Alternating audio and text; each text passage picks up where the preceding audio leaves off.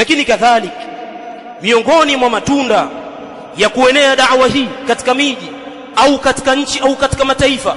katika matunda yake ihya'us sunani wa imatatul bid'ah,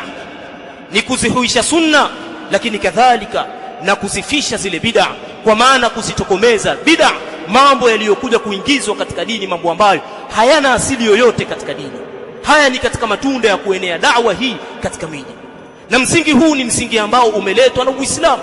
Mtume alayhi salatu wassalam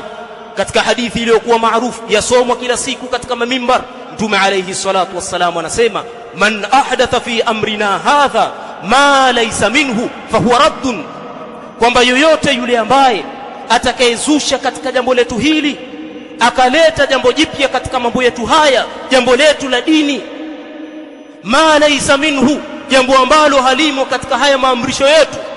halimo jambo hilo katika mafunzo yetu na maelekezo yetu, fahuwa raddun, jambo hilo lenye kurejeshwa mbele ya Allah subhanahu wa ta'ala. Lakini kadhalika maneno ya maswahaba katika msingi huu, maneno yako mengi sana. Abdullah ibn Mas'ud akisema, ittabi'u wala tabtadi'u faqad kufitum, nyinyi fuateni, lazimianeni na kufuata,